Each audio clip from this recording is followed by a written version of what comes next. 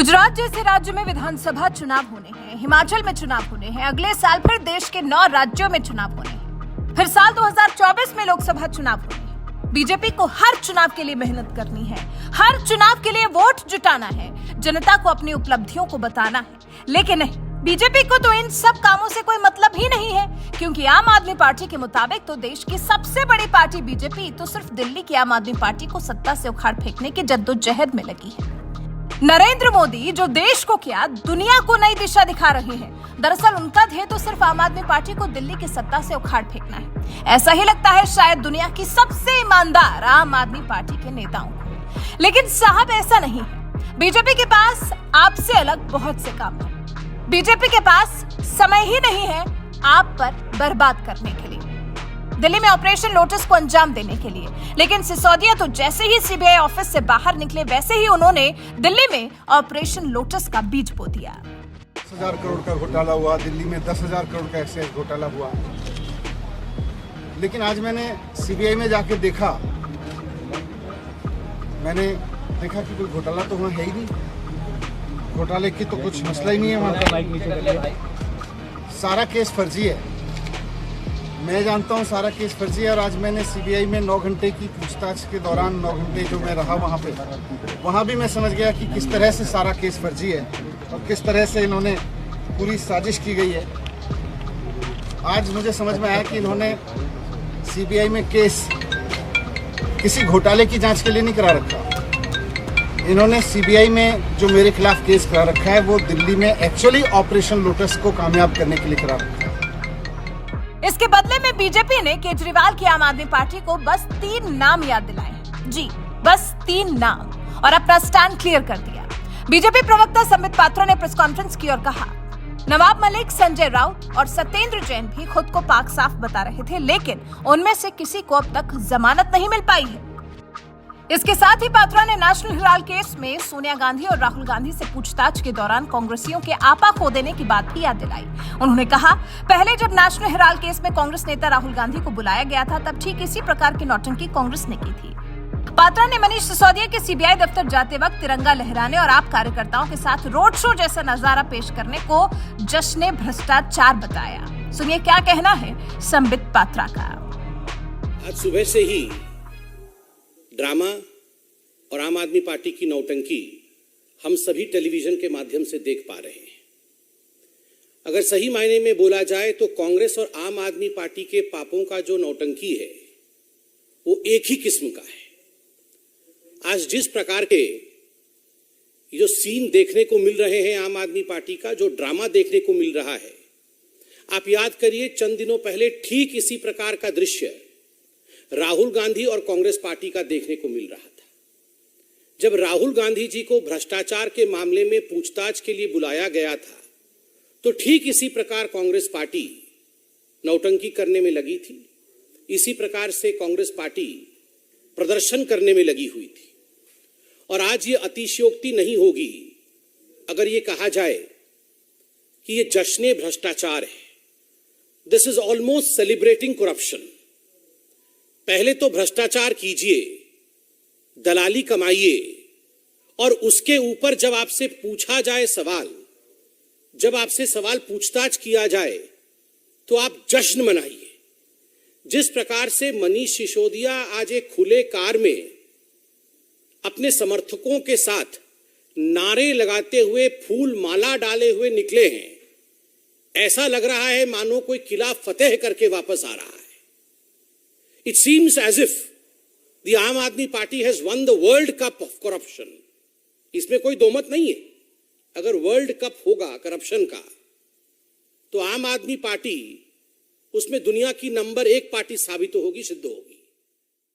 और जो 3 नाम संबित पात्रा ने आम आदमी पार्टी को याद दिलाए हैं उनकी भी कहानी आपको सुनाई देते हैं। आप याद करिए, नवाब मलिक जी, सत्येंद्र जैन जी, संजय राउत जी, ये सारे लोग इसी प्रकार से अपने घरों से निकले थे। आप याद करिए, जब नवाब मलिक के ऊपर भ्रष्टाचार का आरोप लगा था और जो अपने घर से वो निकले थे तो उनका भी टीका लगाया गया था। संजय राउत जी का भी इसी प्रकार से विदाई की गई थी। और तो और सत्येंद्र जैन जी को तो भारत रत्न मिलना चाहिए। इस प्रकार से अरविंद केजरीवाल जी ने उनका स्वागत किया था। मगर इनमें से कोई भी व्यक्ति जेल से बाहर नहीं आ पाया। हर व्यक्ति आज जेल में है। नवाब मलिक भी जेल में है, सत्येंद्र जैन भी जेल में है और संजय राउत भी घोटाले में जेल में। They went to the jail with a fanfare, but they could not prove that they were not guilty. आज तक उन्होंने ये एविडेंस प्रस्तुत नहीं किया है कि उन्होंने भ्रष्टाचार नहीं किया और नतीजा है कि आज भी वो जेल में बंद है। कोई भी भ्रष्ट व्यक्ति कभी नहीं कहता है कि मैं भ्रष्ट हूं। जितने भी भ्रष्ट व्यक्ति हैं दुनिया के, वो कहते हैं मैं तो दूध का धुला हुआ हूं, मैं तो पाक साफ हूं जी।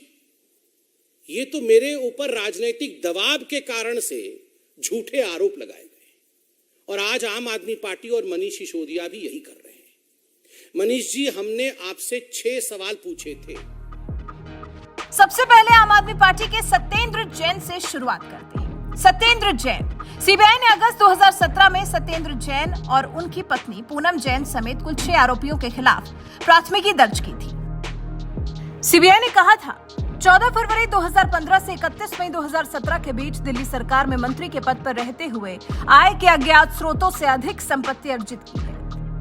ईडी ने उसी एफआईआर के आधार पर अप्रैल महीने में जैन के परिवार और कंपनियों से जुड़ी 4 करोड़ 81 लाख रुपए की संपत्ति अटैच की थी। फिर एजेंसी ने 30 मई को सत्येंद्र जैन को पीएमएलए के तहत गिरफ्तार कर लिया था। उन पर 4 कंपनियों के जरिए पैसे की हेराफेरी करने का आरोप है। इसी केस में ईडी ने 6 जून को सत्येंद्र जैन और उनके सहयोगियों के ठिकानों पर छापेमारी की और 2 करोड़ 85 लाख की नकदी और सोने के 133 सिक्के जब्त किए। इसी तरह से फिर सत्येंद्र जैन के परिवार पर भी शिकंजा कसता चला गया और सत्येंद्र जैन अभी तक सलाखों के पीछे ही हैं। लेकिन केजरीवाल उनको कट्टर ईमानदार बताते हैं और इस सब को बीजेपी की साजिश करार देते हैं। अगला नाम है संजय राउत का। शिवसेना उद्धव बालासाहेब ठाकरे के नेता संजय राउत जब पूछताछ के लिए प्रवर्तन निदेशालय के ऑफिस जा रहे थे, तब उनके घर का नजारा भी कुछ वैसा ही था जैसा कि मनीष सिसोदिया का है। तारीख थी 31 जुलाई 2022। संजय राउत को ईडी ऑफिस जाना था। उनके घर मीडिया का हुजूम उमड़ पड़ा। राउत के घर से निकलने से पहले ही कैमरे पर उनकी मां और पत्नी दिखी। संजय राउत मां से आशीर्वाद लेते दिखे। बाहर निकले तो खुद को जांबाज के रूप में पेश किया। मीडिया के सामने दहाड़ लगाई, बीजेपी को खूब खरी खोटी सुनाई। अगले दिन 1 अगस्त को संजय राउत को गिरफ्तार कर लिया गया। राउत पर मुंबई के गोरेगांव वेस्ट इलाके में मौजूद पात्रा चौल रीडेवलपमेंट प्रोजेक्ट में घोटाले का आरोप है। इस आरोप में अभी तक संजय राउत जेल से बाहर नहीं आ पाए हैं। राउत ने 12 अक्टूबर को जेल में अपनी मां के नाम बड़ी भावुक चिट्ठी भी लिखी थी। नवाब मलिक, महाराष्ट्र में शिवसेना, एनसीपी और कांग्रेस की तत्कालीन महाविकास अघाड़ी सरकार में मंत्री रहे नवाब मलिक को ईडी ने 23 फरवरी को गिरफ्तार कर लिया। उन पर भगोड़े अंडरवर्ल्ड डॉन दाऊद इब्राहिम और उसके साथियों की गतिविधियों से जुड़े मनी लॉन्ड्रिंग का आरोप है। उन्होंने गिरफ्तारी से पहले ट्वीट किया था, मैं झुकेगा नहीं। उस वक्त दक्षिण भारतीय फिल्म पुष्पा का वो डायलॉग काफी मशहूर हुआ था, मैं झुकेगा नहीं। मलिक ने इस ट्वीट में अपनी तस्वीर शेयर की थी। वो दिखाने की भी कोशिश कर रहे थे कि उन्होंने कुछ गलत नहीं किया है और केंद्र सरकार उनके खिलाफ जांच एजेंसियों का दुरुपयोग कर रही है। मलिक फिलहाल न्यायिक हिरासत में है। तीनों ने गड़बड़ कुछ ना कुछ तो की थी, लेकिन दिखाया खुद को पाक साफ ही था। ऐसे ही ईडी और सीबीआई ने इन पर कार्रवाई नहीं की थी। अब यही हाल मनीष सिसोदिया का है। अरविंद केजरीवाल और मनीष सिसोदिया ने खुद को पाक साफ ही बताया है। लेकिन अब जब जांच हो रही है तो पता चल जाएगा कि मनीष सिसोदिया, जो ईमानदार होने का ढिंढोरा पीटे रहते हैं, आखिर में वो कितने ईमानदार हैं। अब आप हमें इस बारे में क्या सोचते हैं, कमेंट कर जरूर बताएं।